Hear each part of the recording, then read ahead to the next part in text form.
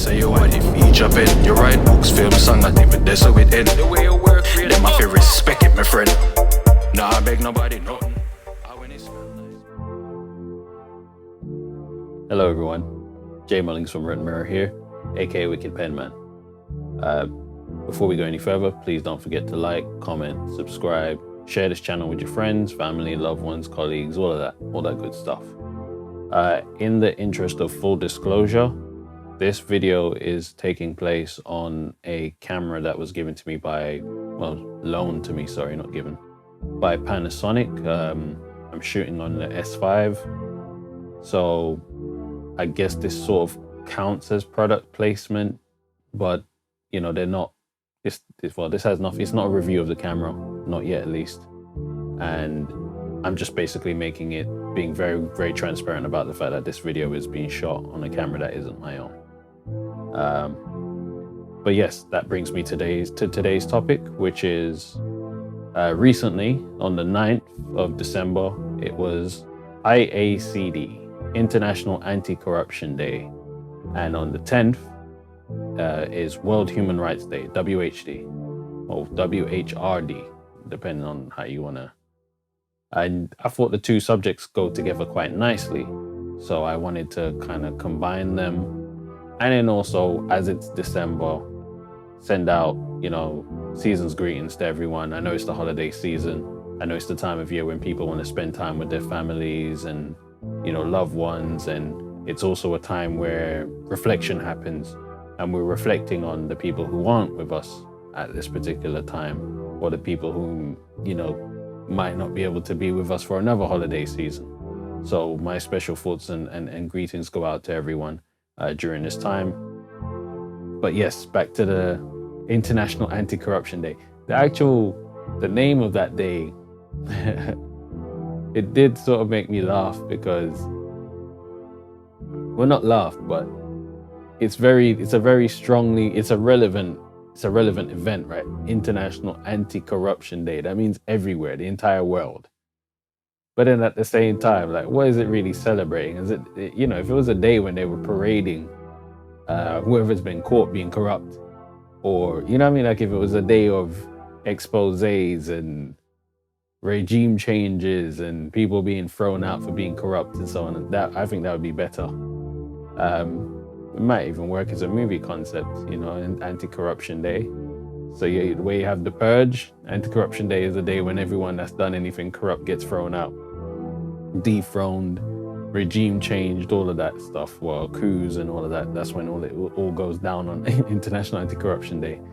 But I guess, especially the way 2020 has gone, it's kind of crystallized everyone's focus in terms of what is right and what isn't. And I should have turned the fridge off.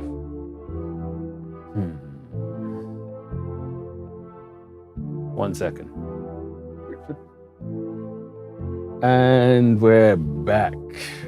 Yes, sorry about that. Right, as I was saying, International Anti-Corruption Day, it kind of rung true for me as like I said, it would make a hell of a theme for a film. Sort of like The Purge, but with actual, you know, the justice and truth and good intent behind it, instead of just rampaging and killing and so on and so forth. But anyway, and World Human Rights Day, and then you kind of think, you know, it's very good that obviously that they place these the remembrance and marking the occasion of these 2 days back to back the way they have, because where there is corruption, it has to violate human rights. You would have to think so, right? And then again, with everyone's talk of, and I'm not even going to mention what it is, but you know, it goes in your arm. You already know what that's about. And it sort of lends itself to almost a cynicism, right? Like, we don't know if the people who are making these decisions are actually taking the best of intentions, number one, and everyone's well-being into consideration, or is it just, again, related to corruption? I can't say definitively And, you know, I feel like it's one of those things that's causing a lot of division. And it's understandable. It's something that everyone is potentially affected by. There is no one who won't be affected by it. So the decision and what's going to take place is important to really think through. And it's definitely not something that you should just blindly trust the word of whoever. So I get it. But then these 2 days falling so close to each other while this is going on, I was kind of like, I don't know if it can't be coincidence, because you know, these days happen on the calendar every and at the same time every year. But it's like, it's immediately, you know, you think about the COVID-19 situation, you think about corruption, and whether the you know, the actual vaccination side of things is being considered in the best fashion, and the right decisions are being made internationally. And then also the other side of it is, if there is corruption, who has the most to gain? And that's just a recipe for not just cynicism, but it has the chance to really, really destabilize a lot of countries and a lot of regions and a lot of industries. Like I said, just as a regular thought, I thought this was, it was very, yes, there you go. That's the word I'm looking for. It kind of resonated that these three things are pretty much very much intertwined, and there is a very, very, we're poised. We're at the point of no return, surely, because some action has to be taken. But what is the right action? And who is it ultimately going to affect in a bad way? And if it does have adverse effects on people, was it considered that this could happen? Or was it just like, were these people collateral damage? And, you know, that's kind of where I got to with that. But yeah, it's for anyone who wants to keep up with the international calendar, world events, it's something you can type into your search engine. I used to say Google for everything, but you know, as we already know, there are alternatives. You can try your DuckDuckGo, so on and so forth. But yeah, type in world events calendar, and they'll all come up by.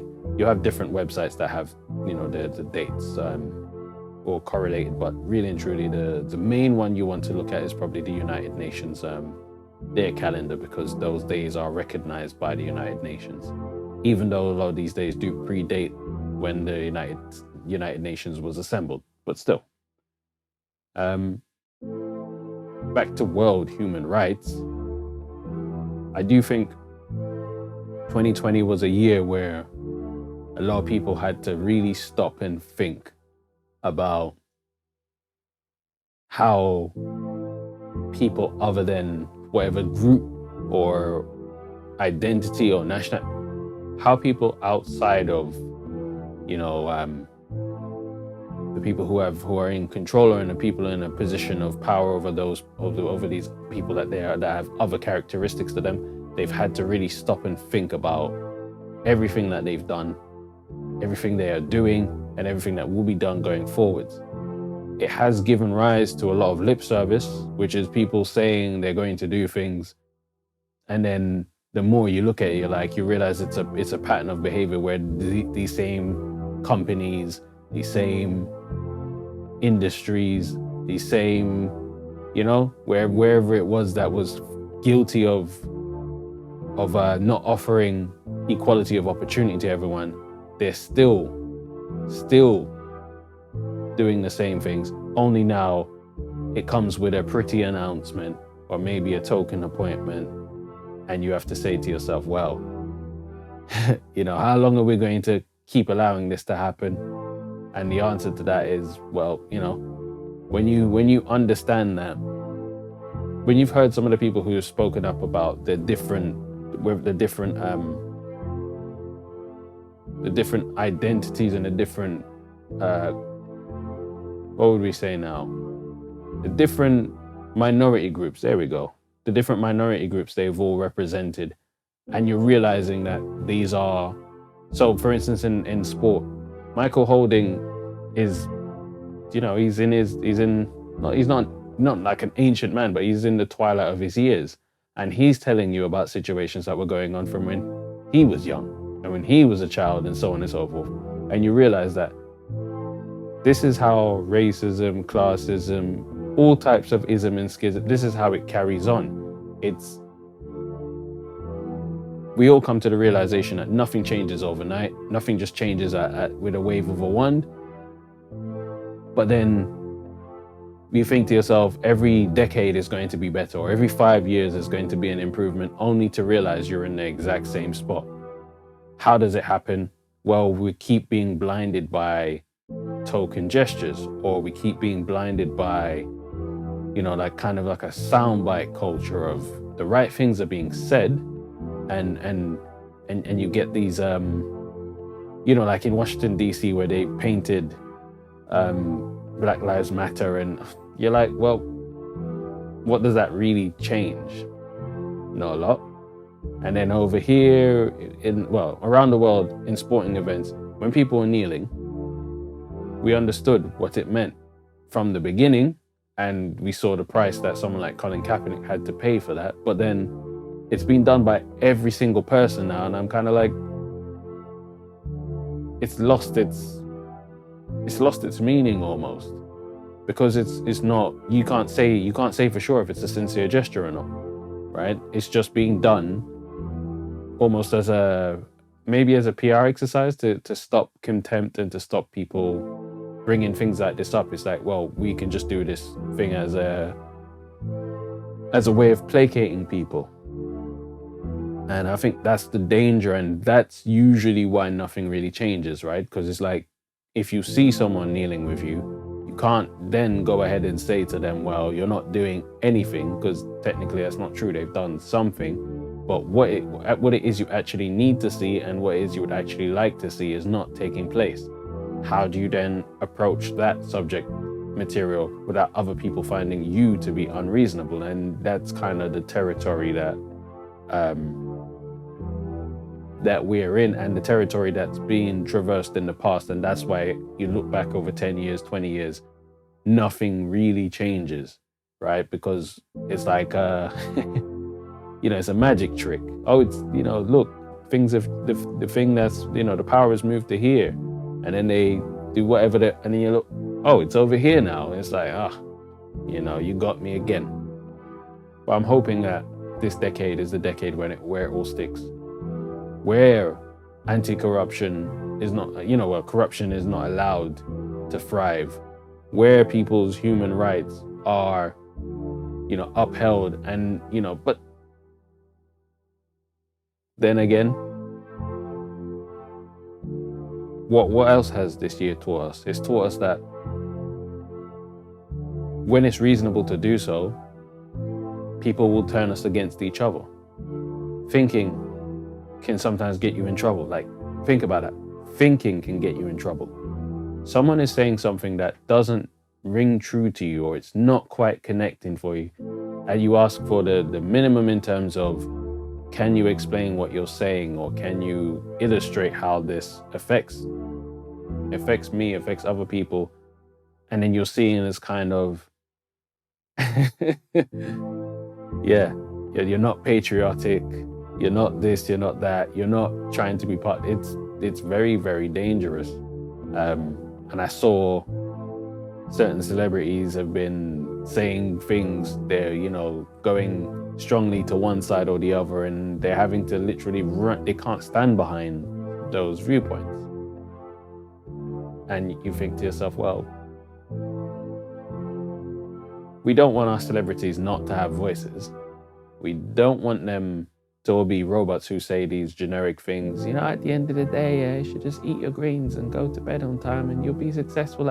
We don't want those kind of celebrities, but then they've got to be careful as well. You can't just offer up certain types of opinions, because again, potentially you're dividing people. But it just gave me it put me in a space of thinking, reflecting, and then on the other side of that was where we're at now, the holiday season. December is the holiday season.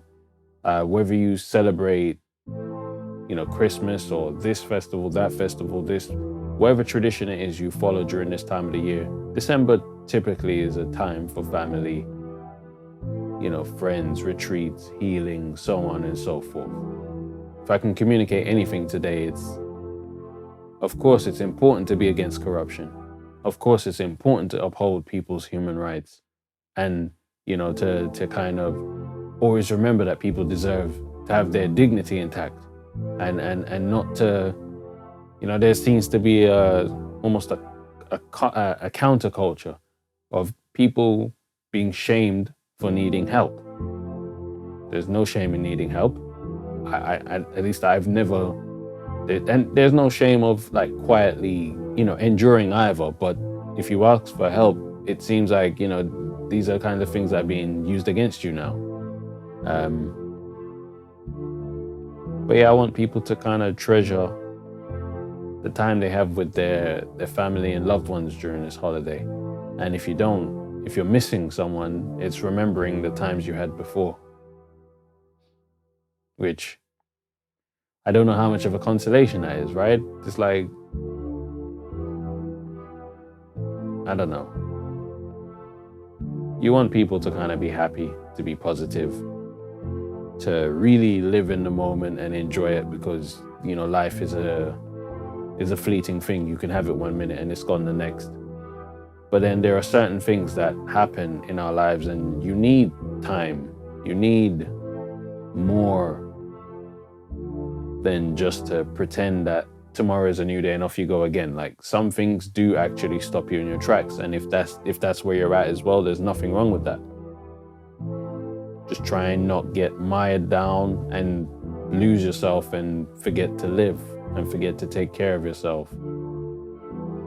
Because if someone really does care about you and they've left you behind, I'm sure this is not what they would want for you. Yeah. Anyway, I've probably gone around in a circle here. Please like, comment, subscribe. I'm going to be doing a comparison between this new Panasonic S5 that I'm using at the moment, the Lumix S5, and I've got a GH5S. So they're different in a way, but similar. But I'm going to, so what you'll notice, is I'm going to use the same settings, the same focal depth, the same everything, pretty much. And then we'll see if there's much of a difference in quality and what I kind of take away from this one. It won't be a traditional review. If you want to find a review of the S5, there's many on the internet, especially on YouTube. Go ahead and dive in. I'll give you my initial impression of this camera as well, because I've literally just taken it out of the box, so on and so forth. But yeah, happy holidays, people. Jay Mullings from Rent Mirror here, aka Wicked Penman, and I'm out.